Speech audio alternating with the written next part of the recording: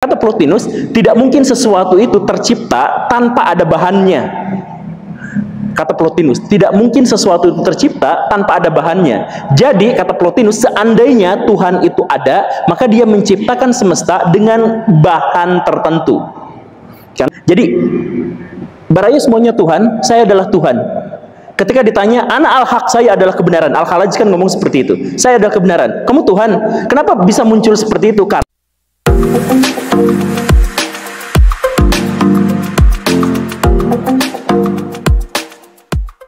kemudian 3 hari kemudian bangkit kembali, mengalahkan kematian, dan setelah itu baru naik ke langit, ke sorga. Secara logis gak bisa diterima, iya kan?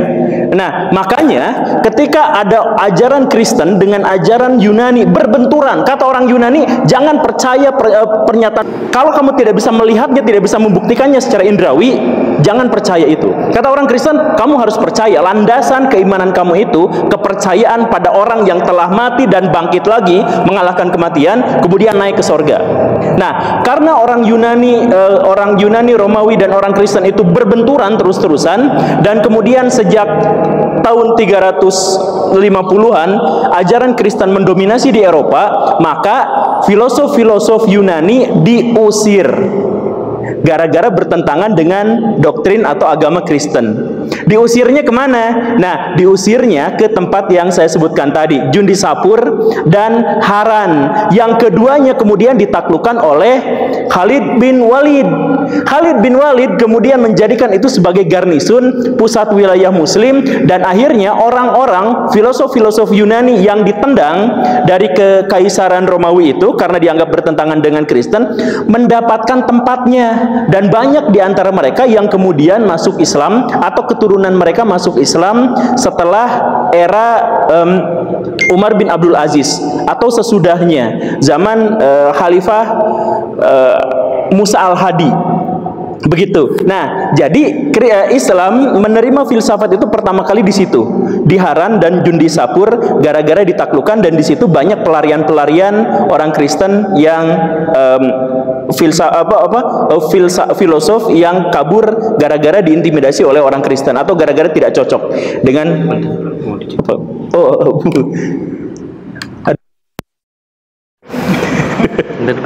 iya iya.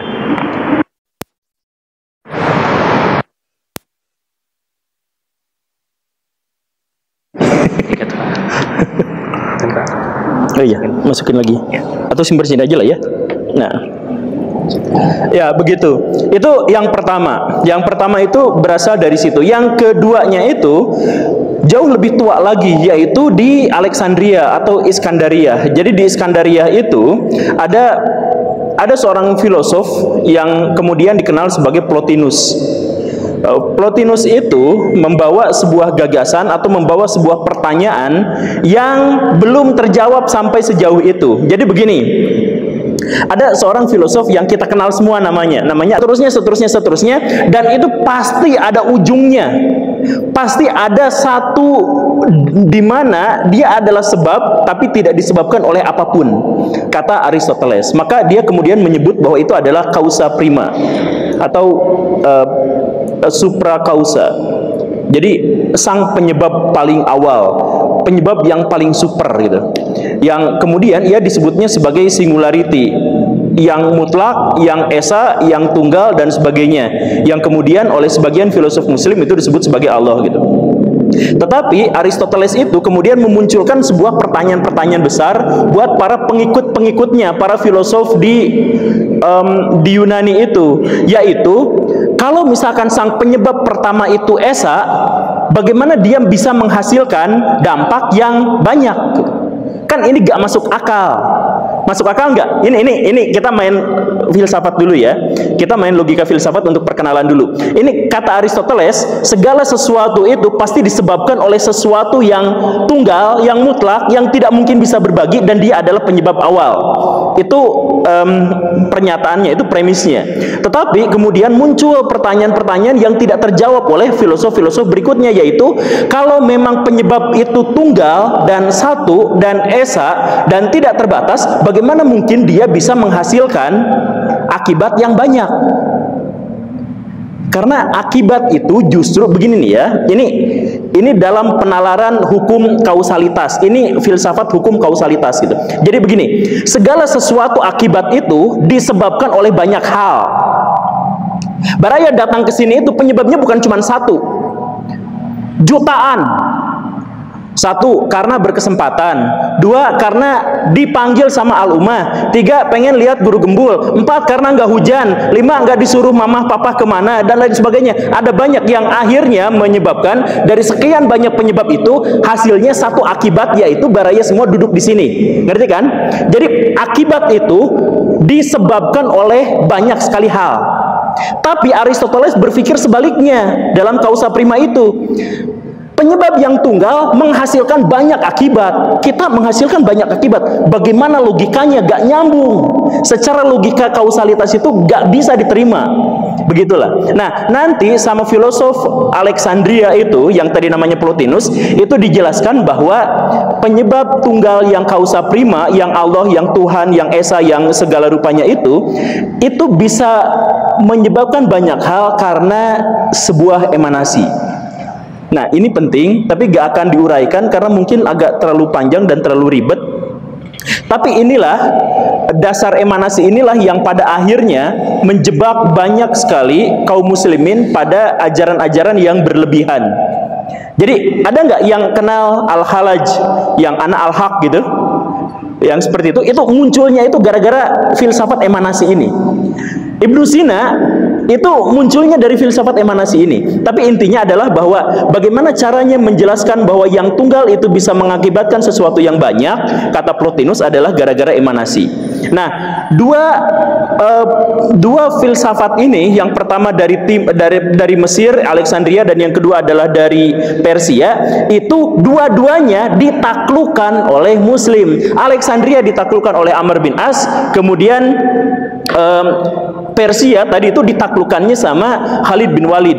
Kemudian ketika dunia Islam masuk ke sana, ulama-ulama Islam generasi awal menganggap bahwa filsafat itu baik. Ulama-ulama generasi awal. Karena pada waktu itu belum dikenal dampak buruknya. Karena belum dikenal, jadi banyak ulama-ulama yang menganggap bahwa filsafat itu baik karena apa? Terbukti bikin kesel orang Kristen. Kalau bikin kesel orang Kristen, berarti mungkin benar gitu.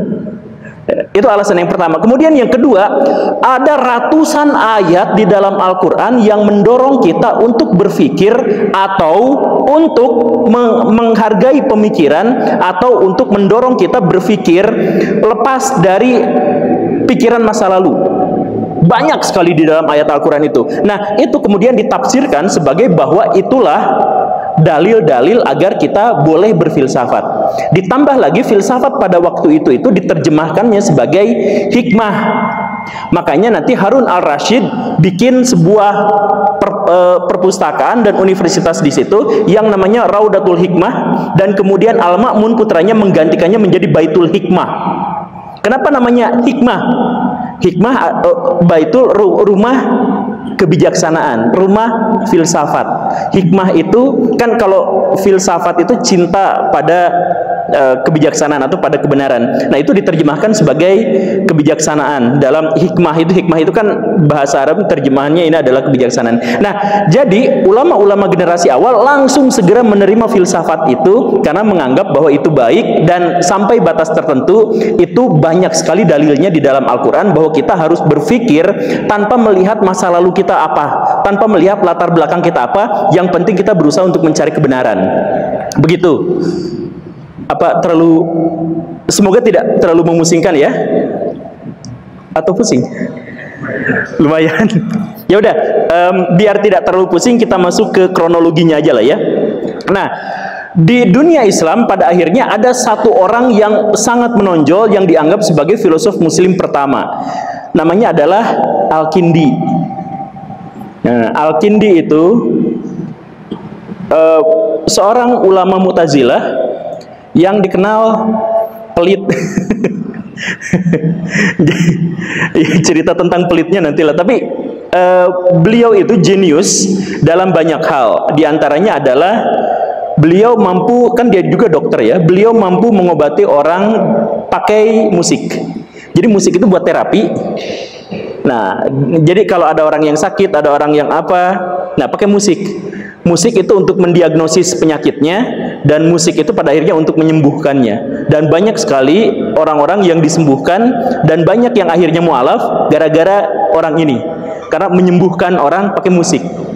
Begitu. Nah, Al-Kindi ini adalah orang yang pertama kali di dunia Islam yang menerjemahkan buku-buku filsafat yang dipekerjakan oleh Harun al-Rashid, oleh anaknya punten ya, oleh Al-Ma'mun, untuk menerjemahkan dan mengajar filsafat di Baitul Hikmah.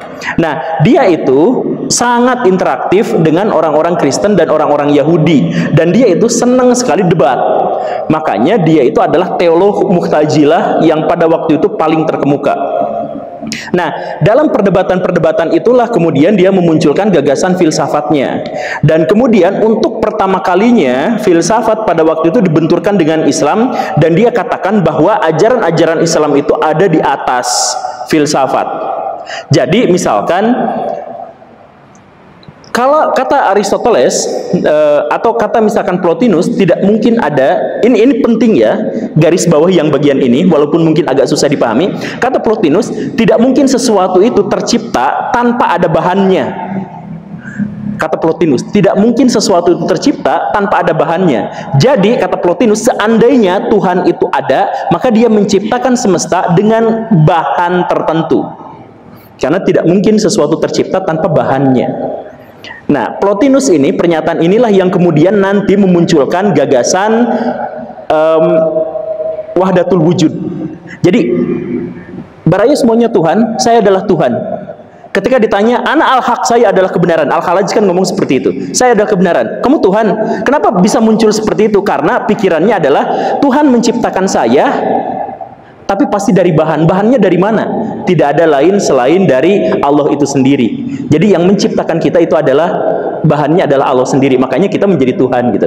Jadi ide yang harus kita pahami dari idenya itu adalah seperti itu gitu. Nah, tapi kata Al-Kindi itu tuh gak berlaku. Itu tuh konyol gitu. Kalau kita misalkan sudah berbicara tentang yang maha, kita sudah berbicara tentang sesuatu yang supra kausa atau kausa prima, maka kita tidak mungkin bisa menalar sesuatu tentang itu, karena kita itu gak bisa menalar sesuatu yang tunggal. Manusia itu gak bisa memahami sesuatu yang esa, gak bisa kata dia. Bisa gak kita memahami sesuatu yang esa? Gak bisa. Ini kita pahami ya. Ini esa bukan? Ini terdiri atas banyak sekali elemen di dalamnya, banyak komponen di dalamnya. Nah, jadi yang tunggalnya itu apa? Kita gak bisa pahami itu. Jadi kalau kita gak bisa memahami tentang sesuatu yang tunggal, maka segala hukum yang kita pikirkan, rasionalisme itu gak ngaruh. Maka kata Al-Kindi, kalau misalkan ada pertanyaan bahwa Tuhan itu menciptakan sesuatu pasti dengan sesuatu yang terjadi sebelumnya, maka itu konyol. Maka pahamilah Al-Quran. Kata Al-Quran, kun fayakun, ya Allah menciptakan sesuatu itu ya langsung ada, gak usah dipikirin juga bagaimana cara Allah atau menerimanya dari mana gitu, gak usah dipikirin yang seperti itu, kata Al-Kindi itu. Nah, makanya Al-Kindi itu kemudian dianggap sebagai filosof, tetapi dia oleh kebanyakan sarjana barat tidak dimasukkan ke dalam kategori filosof, tapi dimasukkan ke dalam kategori teolog. Apa bedanya teolog dengan filosof? Filosof itu berpikir bebas sampai akhirnya menemukan satu titik. Bisa ateisme, bisa agama, bisa ini itu, tapi dia berpikir bebas sampai menemukan satu titik. Teolog itu dia muncul dari sesuatu yang dia percayai, kemudian dia lingkupi itu semuanya dengan kekuatan argumentasi. Nah, Al-Kindi itu masuk level yang kedua itu. Dia sudah dulu kepada Tuhan yang Maha Kuasa, kepada Allah Subhanahu wa taala, lalu dia membentengi ilmu iman itu dengan semua gagasan rasionalisme. Maka dia disebut sebagai teolog, tapi ada yang menyebut dia disebut sebagai filosof. Begitu. Nah, tapi Al-Kindi waktu itu sampai batas itu adalah seorang yang masih beriman. Tapi murid-muridnya, nah ini, murid-muridnya agak-agak lebay. Salah satu muridnya yang kemudian namanya jauh lebih besar dan karya-karyanya jauh lebih dihargai, dan orang itu memang di dunia barat juga memiliki pengaruh yang jauh lebih besar, namanya adalah Abu Bakar Ar-Razi. Nah, kalau Baraya dengar nama Ar-Razi, jangan sebut nama Ar-Razi saja, karena nama Ar-Razi itu banyak sekali di dunia Islam itu. Ada Abu Hatim Ar-Razi, orang Syiah, filosof. Ada Fakhruddin Razi, itu komentatornya Ibnu Sina, tapi dia Sunni yang membela Al-Ghazali. Terus ada, nah yang ini itu Abu Bakar Ar-Razi. Nah Abu Bakar Ar-Razi itu rasionalisme paling saklek sepanjang sejarah peradaban Islam. Jadi kata dia, Allah ada nggak? Nggak. Dia udah murtad gitu. Allah ada nggak? Nggak. Kenabian nggak? Ada nggak? Nggak. Loh kenapa? Karena di dunia ini tidak ada yang gaib. Mana yang gaib? Kan tidak terbukti secara tidak terkonfirmasi secara indrawi gitu. Kata dia begitu. Nah, makanya Ar-Razi itu pada waktu itu banyak sekali penentangnya. Nah, penentangnya itu lawannya adalah Abu Hatim Ar-Razi, orang Syiah Ismailiyah. Berantem mereka berdua. Yang satu bilang Allah itu ada, yang satu bilang, "Ya, kalau Allah itu ada buktikan, tunjukkan ke saya. Mari kita ngopi bareng-bareng," gitu. Jahatnya gitulah, bahasa-bahasa provokatifnya itu seperti itu begitu. Nah, kenapa bisa seperti itu? Karena segala sesuatu itu harus dirasionalisasikan dengan hukum empirisme. Bahkan Ar-Razi itu sampai menolak gagasan Aristoteles. Aristoteles bilang ada penyebab pertama. Ya mana penyebab pertamanya? Buktikan kepada saya, ada atau enggak? Kalau misalkan cuma spekulasi dalam pikiran, saya juga bisa spekulasi, tapi tunjukkan kepada saya. Kalau dia memang benar-benar ada, kenapa dia ngumpet gitu? Kenapa dia bersembunyi di balik ini misteri apa segala rupa kayak gitu? Nah, itu adalah Muhammad Ar-Razi. Dia adalah seorang ahli kimia, ahli matematika, ahli dokter, dia segala bisa, jenius. Nah, tetapi pernyataan-pernyataan yang saya sebut barusan ini diragukan. Jadi ada yang bilang dia itu murtad gara-gara saking filosofnya, ada yang mengatakan bahwa dia itu tidak murtad tapi dia difitnah sama orang Ismailiyah yang tadi itu, temannya Abu Hatim Ar-Razi. Kenapa? Karena Ar-Razi itu tidak membuat catatan apapun kecuali catatan kedokteran. Nah, tapi yang membuat catatan-catatan tentang dia bahwa dia itu murtad, bahwa dia itu apa, itu adalah lawan debatnya. Sehingga mungkin saja itu adalah sebuah fitnah. Sampai sekarang kita tidak tahu ya, sampai sekarang kita tidak tahu. Tapi faktanya adalah bahwa Muhammad Ar-Razi itu ngasih nama anaknya itu Muhammad. Dan setiap kali disebut nama Muhammad, dia pasti bersolawat. Jadi ada indikasi sebenarnya yang tadi disebutkan itu fitnah. Ada indikasi, tapi kita sebenarnya sekali lagi nggak tahu. Karena seluruh buku yang berhubungan dengan Mu'tazilah itu sampai sekarang tidak ada lagi di dunia. Udah habis semua bukunya. Dibredel sama kelompok Hanabilah.